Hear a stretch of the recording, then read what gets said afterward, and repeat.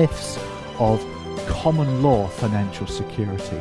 So what have we got here? Well, we've got a couple of people who are together in love or whatever, I don't mind, but they're a couple, and they have decided not to be married or to have a civil partnership. So they are cohabiting effectively. And what we used to call, I think there's always been a myth, common law. And what people used to think, you see, is if you were common law, it meant that you had all the rights of a married couple. Let's take that out. You had all the rights of a married couple. And it's completely wrong. There's no such thing as common law. So if you are cohabiting and you haven't opted for marriage or civil partnership, then it's not so good on taxes. There's some financial insecurities. And I've got 5 things for you if you find yourself in that situation that you should be thinking about doing in order to make yourself more financially protected. And as a mortgage and protection advisor, you should be recommending these things. You should be talking about these things in your fact find. If you don't, I don't think you're doing a proper job. So what are these 5 things then? Well, let's put a few picks up there for you. The first one is you must make a will. Everybody should make a will anyway. Of course they should. We know that. And each of you should make your own will as to where you want the money to go on your death. Because on your death, all your estate, all your money goes into your own estate and then gets inherited under law of intestacy to your own family, or of course not your partner, unless you've made a will. The will, of course, will determine that. Now what you should do as well is in the will you should have a letter, a dear sir, madam letter, which confirms your wishes as well as the will. It's kind of like a backup, and that should be available sealed, of course. It's like one of those legal programs where the solicitor opens up the letter, just to make sure, because family members of your cohabitee might argue with your will, and you don't want that to happen at all. So that's the first thing you need to do. Number 2 is you need to own your property properly. Now, we know about this as mortgage advisors, don't we? We know that property can be owned in joint names. There's your property, like my little big front door there. There's your property. Can be owned in joint names. And of course, the point is, the couple that have come to talk to you who are not married or civil partnership, they are buying the property jointly and taking out a joint mortgage. And it's how they own the property, not the mortgage. The mortgage is jointly and severally liable. So, they're both liable for the mortgage payments. But the house can be owned 2 ways: tenants in common or joint tenancy. We know about that. Now, you've just got to make a choice as to what you want to do, because if you go tenants in common, then you can go 50-50 ownership. So long as you've made a will that puts your half the property to whoever you think it should go to, then if it's tenants in common 50-50, you have the ability to choose that. If you go for joint tenancy, then the other person gets the house straight off if you die, without any faffing around. They just own the house. And actually that might be what you want. There's nothing wrong with that. Talk to your lawyer about it, but you don't really need to talk to a qualified lawyer about it. It's not that complicated, is it? But people need to know the options, really, is key. The other thing is, if the house is owned in one person's name, that's not uncommon. A couple come together later in life. The lady, for example, might own the property, or the chap might own the property in his or her own name, and the cohabitee just moves in. In that case, of course, you'll have no protection at all if you've just moved in. You could try and get what they call a beneficial interest, prove a beneficial interest, because I paid the bills, I paid for the food, but you'd have to go to the courts for that, and it may not be successful. So ownership of the property is really important. So we talked there about tenants in common, don't we? Tenants in common versus joint tenancy. Now, another one for you, pensions. Again, as a mortgage and protection advisor, you may not be giving advice on pensions. Well, probably you won't, because you're not able to, not authorised to. But you can talk about them, and I think you should talk about them too. You should have the confidence to talk about them. Maybe have a conduit to refer somebody if you want to. Ultimately, guys, you really should get yourself qualified in that sector, even if you don't do a huge amount of it. You should get yourself qualified and authorised for it, because then you can look after your client. Then it changes everything. You stop doing transactions and you become a client advisor. Makes a big difference, and I think you should do that, especially with artificial intelligence and all these this computerization and all this AI stuff.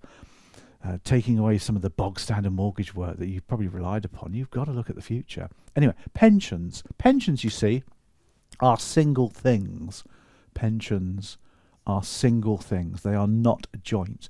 So whether you're married, single, whatever, you will have your own pension in your own name. But what you should do here is you should decide what you want to do with the pension money if one of you was to die. Now, if it's a personal pension, of course, it's a return of the fund. If it's some kind of occupation scheme, you might have death in service. But what you should do here is what they call an expression of wish. There you go. An expression of wish is, all intents and purposes, a letter. It's a form which tells the trustees of the pension where you want the money to go on your death. You see, pensions are automatically looked after by trustees. Discretionary trustees. The pension fund arranges it automatically, and when you die, the pension trustees have to make a decision as to where the money should go, and they're pretty good at making those decisions. This is what they do for a living, isn't it? But you see, if you do an expression of wish, you say, well, I wish to have Mike to receive all my money on my death, or whatever it is, and they will abide by that. Don't have to, but they will often abide by the expression of wish. So make sure that your customers have done that, or changed it, maybe if their situation has changed a tad. Number 4 for you. Number 4, let's put this in a different colour so we can get a bit of contrast going. Life assurance. Now, life assurance, again, you may be a mortgage and protection advisor, so you will do a life assurance policy, DTA, whatever, in for the couple buying the property. And what we tend to do wrongly is we go for joint policies. And there's nothing wrong with that. A joint policy is where if one dies, the other person receives the money, and they then use that to pay off the mortgage or whatever it is. So nothing wrong with that. But if they're a couple, if they're two people and they're cohabiting, again, to protect yourselves, you should really do single policies. And they could be argued that you haven't given the right advice if you don't. So you should do 2 single policies. There you go. So scrap the joint life idea and go for 2 single policies for whatever amount you want. Yeah. That's a subject for another day, isn't it? There's nothing wrong with doubling the mortgage, having mortgage protected by both in single names. We're talking here of term assurance. It's cheap as chips if somebody's young as well. So what you must do, of course, is you must make sure you put those into trust. Absolutely essential. Each one of those goes into trust, probably for the other person, because the whole point of these is to cover the mortgage as well. If it's critical illness, don't forget you have to do a split trust, which means that if you get ill, you get the dough, rather than it going to the other person. They split it down the middle. So make sure you put those into trust. So that's number 4 for you. Now the 5th idea, well, it's not really an idea really, it's more of a concept, is inheritance tax. Because as effectively single people, they don't have the inheritance tax exemption. Now, under inheritance tax rules, if you are a married or a civil partnership, your spouse, which is the person we talk about, can receive all of your assets without incurring inheritance tax.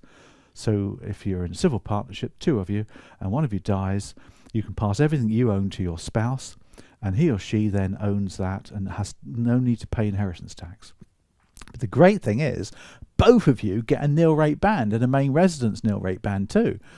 And obviously the figures change on that, but both of you have one, which means you can use both numbers to offset inheritance tax on your joint estate. If you're single or cohabiting, you only have one each. And if you died and passed your money on to your cohabitee, then they would be liable to pay inheritance tax. Obviously you've got your own exemption, but they'd have to pay it. They're not able to defer it, which is okay. Nothing you can do to change that unless Jeremy Hunt decides to change it in the budget.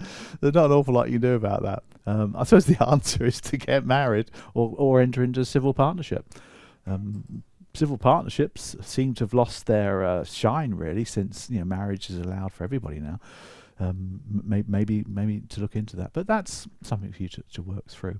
Now, you're not giving advice here as a mortgage and protection advisor. You're chatting things through with people. And if they want to talk about it further, then they go to a lawyer for that, for example, an accountant. They go to a financial advisor for this. They go to a wills expert for that. Obviously, you can do the trusts and things like that. So, but think about putting it all under one roof for you. Anyway, enough of that. There's an update for you on common law in security. It did remind me, actually, of a financial services word or phrase. Have you heard of it? I'll show you this on slide, actually, because you'll like this. Yeah, I put it on the slide for you. I don't know if you remember this one. Don't let the tax tail wag the investment dog. I always get that wrong when I pronounce it. What it means, of course, is when you're giving investment advice to customers, clients, and you're looking at tax efficient investments, you mustn't let the tax efficiency dictate where you put your money. There's many other factors. That's the whole point. And I figured that one. I thought, well, hold on. Don't let the marriage decision wag the marriage dog. I tried to sort of work it around in that way. But again, if you're giving advice, don't let their cohabiting status dictate what you do. That's not what we do. We don't recommend people's personal lives, do we?